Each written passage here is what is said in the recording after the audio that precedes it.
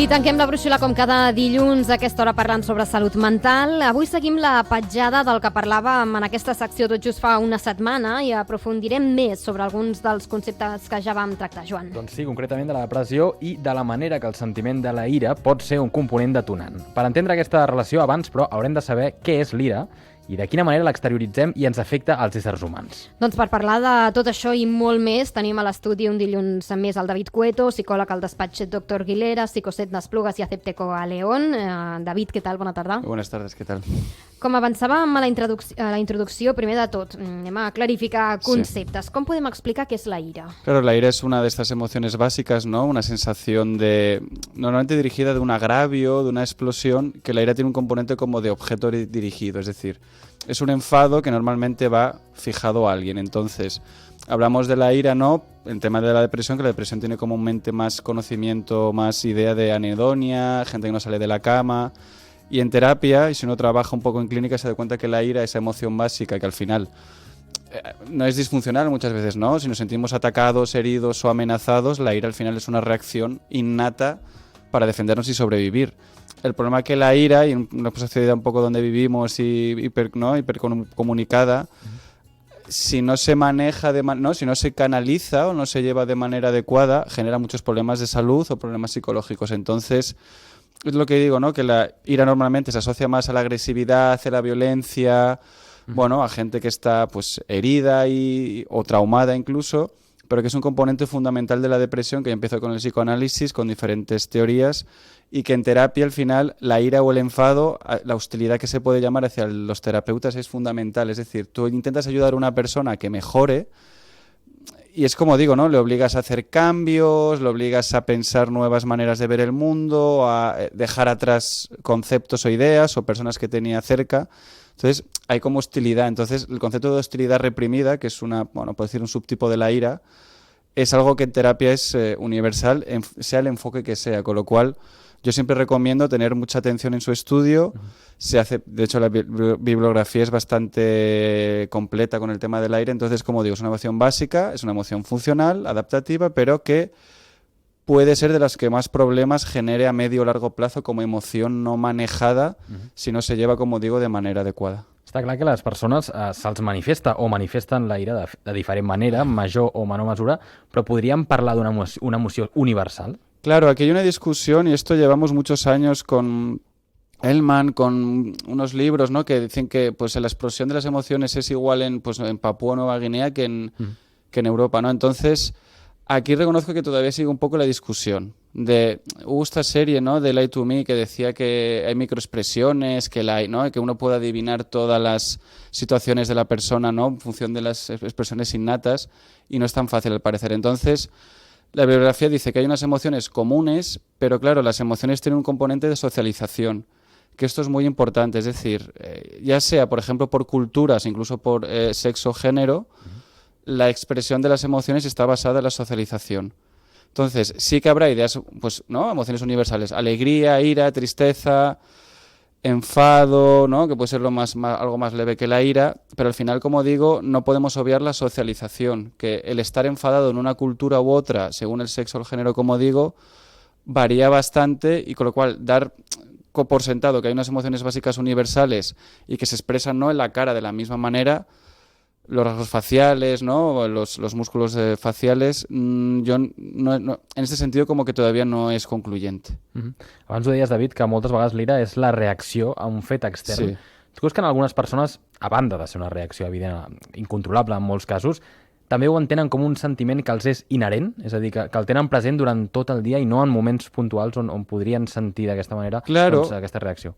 Tal cual. La ira es un espectro, ¿no? Es decir, la persona tiene diferentes momentos de ira y con lo cual se trabaja, por ejemplo, en terapia en autorregulación, ¿no? En intentar que la persona reconozca lo que se llama un punto de corte, ¿no? Que normalmente el enfado o la ansiedad, por ejemplo, tiene como un punto de no retorno, ¿no? Los ataques de pánico, si la persona no identifica que la ansiedad sube, se cruza un umbral que luego para volver es mucho más complicado de recuperar. Entonces con la ira un poco ocurre lo mismo, que si la persona no identifica exactamente su punto de corte iracundo, eso se dispara y claro, la ira desmedida lleva pues a problemas de salud, agresividad, asesinatos, homicidios, agresiones, Y vivimos en un sistema que evidentemente, bueno, se ve en determinados sectores que interesa que la gente esté como enfadada, porque la gente enfadada es más tonta, es decir, hay una activación fisiológica muy parecida a la ansiedad, sube las pulsaciones, ¿no? Entonces es lo que se llama visión de túnel.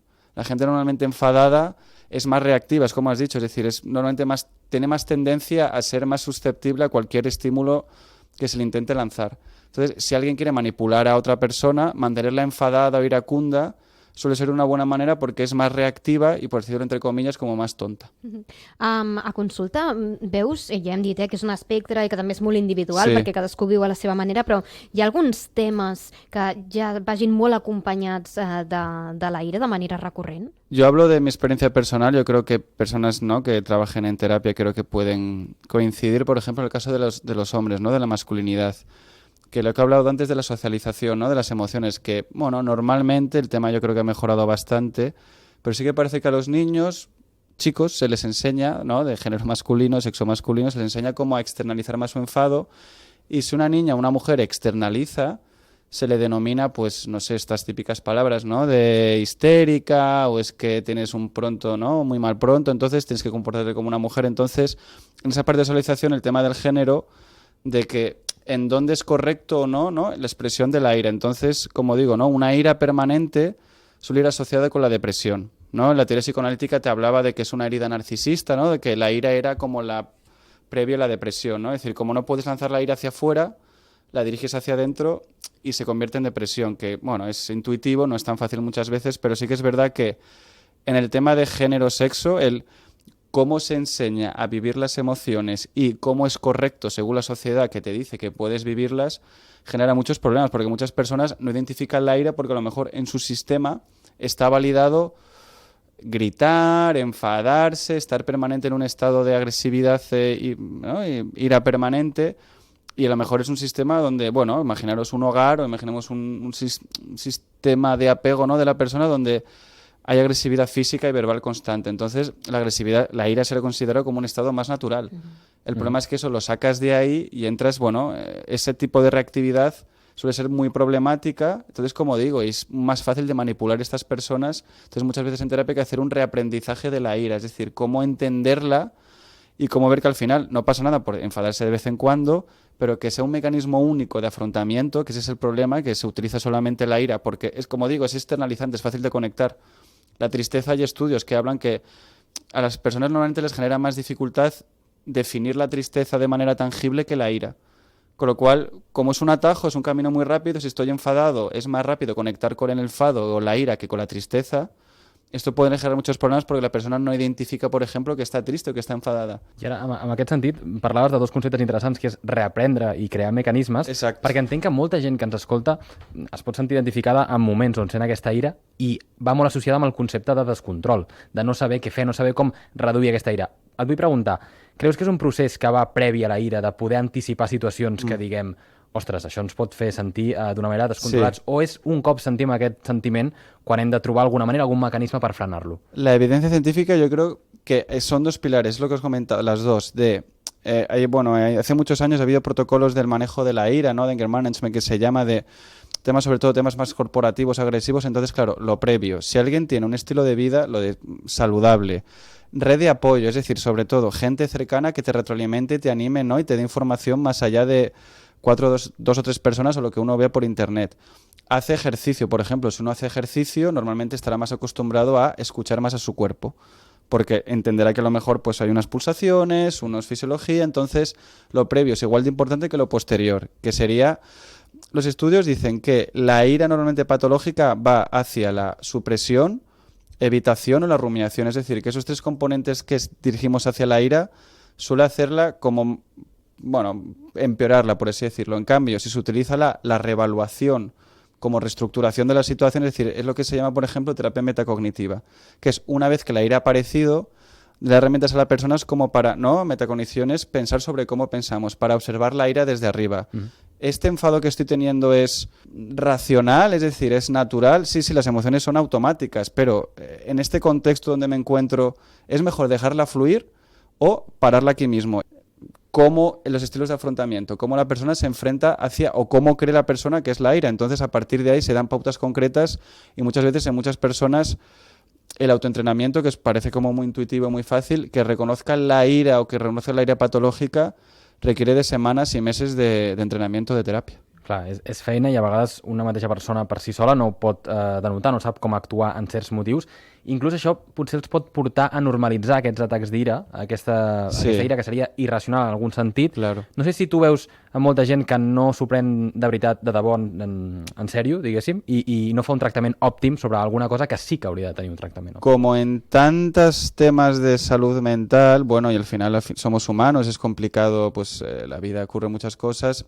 Muchas veces la gente llega cuando ha tocado fondo, es decir, como por ejemplo tema de adicción, es decir, hay un patrón iracundo de 20 años de su vida y parece que la gente solo toma cartas en el asunto cuando tiene problemas legales o su integridad física se pone en peligro. Pero es que al final tampoco se puede culpabilizar porque si la persona ha aprendido en un sistema concreto que la ira es la manera más adecuada de manejar emociones, es que es natural, el cerebro está programado para creer un poco lo que ve y lo que se le enseña. Entonces, sí que al final, bueno, yo creo que se ha mejorado mucho en el tema, es decir, hay mayor educación, el tema, ¿no?, pues de las emociones con el género y el sexo, ¿no? Creo que ahora es más plástico y fluido que hace 20 años, 30 años, ¿no? El típico, la idea de los hombres no lloran, ¿no? Es decir, cállate, reprime y sigue con lo que haces. Yo creo que esto poco a poco, todavía queda mucho a mi parecer, pero se va mejorando, pero al final esa es la idea, que la culpa, que es otro componente fundamental del ser humano, si la culpa es muy elevada, la ira, es decir, es como un bucle que se retroalimenta. Entonces,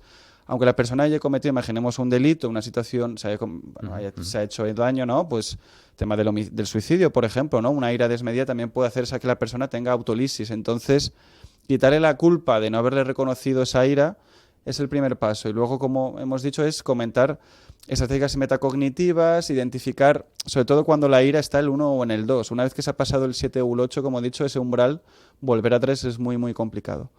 Quin paper té amb tot plegat factors com, per exemple, l'autoestima? Claro, al final sí que no, es un bucle que se retroalimenta, muy, muy bien pensado, de alguien con baja autoestima será más reactivo o será más, bueno, tendrá más suspicacia con las acciones de los demás. Eso le volverá enfadado, tendrá un poco de resentimiento y que el resentimiento genera más ira. Entonces, es como digo, alguien enfadado permanentemente tendrá menos autoestima, se enfadará más y será más manejable. Entonces, al final, depende de cada caso. Hay personas que es mejor darle herramientas conductuales, como digo, más que al final un poco, ¿no?, atrever conectivo conductual, y hay personas que a lo mejor herramientas más del yo, más de las emociones, más de su autoconcepto, son más útiles, porque sí que a lo mejor hay personas que, como creen que son no seres humanos válidos, reaccionarán con agresividad o con resentimiento ante cualquier tipo de afrenta real o imaginada. Entonces la autoestima siempre se suele trabajar en todos los protocolos terapèutics para ayudar que la persona no tenga una ira como demasiado desmedida. Podem concebre també la ira com una reacció natural y fins i tot bona en certs contextos? Exacto. Tampoco, bueno, yo creo que en el rasgo de la ira, el no tener ira probablemente sea negativo. Es decir, al final los humanos, bueno, no estamos viviendo en un entorno que salimos a la calle y hay un león que nos come, que es más o menos nuestro cerebro lo que está programado. Pero, hombre, tampoco vivimos en una sociedad, no sé cómo decirlo, pacífica, ¿no? La violencia, queramos o no, forma parte de nuestra sociedad a mayor o menor grado de intensidad. Entonces, el tener una capacidad de reactividad, la ira al final es adaptativa. El problema que, bueno, lo que se ve, ¿no?, el tema de la crispación política, ¿no?, que interesa, se ven algunos sectores que interesa un poco que la gente esté siempre enfadada. Pero al final, a un niño o una niña tampoco se le puede reprimir la ira. Es decir, por eso, como he dicho antes, que reprimir la ira normalmente lleva a la patología. Porque hay que sacarlo, porque si no se saca cierto enfado, es decir, no sacarlo siempre, al final eso saldrá por otro lado. Por ejemplo, suele pasar con las somatizaciones, ¿no?, que la gente empieza a tener dolores físicos porque reprime las expresiones, exacto, es decir, externaliza de manera física. Entonces, sí que me parece adecuado enseñar por ejemplo, ¿no?, a los niños más pequeños, cuando están aprendiendo a manejar sus emociones, que los estallidos no son catastróficos y que, claro, si se les culpa siempre por ello, aprenderán a reprimirlo, porque hay mucha gente que tiene miedo como a expresar ira por lo que has comentado, de que es que el sistema me va a castigar o incluso se me va a vengar, ¿no? Entonces, sí, tampoco es un patrón de pensamiento racional, por así decirlo. Y no por tu propia ira, sino tener temor a la ira de los otros. La venganza, exacto. Y entonces tener como un papel excesivamente pasivo para evitar esos contextos. Correcto. Que es lo que se llama, por ejemplo, el tema de la asertividad. Es decir, no digo que no pongo límites, ni me enfado un poquitino en esta situación, porque si pongo un límite, considero que el sistema va a tener una venganza desmedida sobre mi yo. Entonces, sí que por eso que al final es como todo, es un péndulo. El balance es muy complicado, ¿no? La homeostasis, el equilibrio. Entonces, desde bien niños yo creo que no pasa nada por decir, oye, estoy enfadado, lo expreso. El problema de ello es que si se oculta, se puede generar la creencia que has comentado de que pienso de que el sistema es omnipotente y cualquier expresión de enfado o de rechazo hacia una norma u orden que se me da va a ser dirigida hacia la venganza absoluta. Entonces eso también es una creencia irracional. Con lo cual es como digo, explosiones de ira son naturales, el problema es que si siempre hay ira, seremos volátiles y tendremos problemas de todo tipo, y si siempre se reprime la ira, seremos seres manejables, con baja autoestima y que probablemente no tengamos herramientas capaces para manejar unas situaciones sociales que al final, queramos o no, en ciertos momentos, no se trata de que vamos a ir por la calle y nos van a sacar una navaja, pero en situaciones personales, laborales, familiares, de vez en cuando el poner límites y demostrar un poco de agresividad bien canalitzada no és negativo ni patològic. Doncs ens quedem amb aquest anàlisi al voltant de la ira. Això és el que ens has portat avui, David. La setmana vinent més. Gràcies, bona tarda. Gràcies. Gràcies a tu.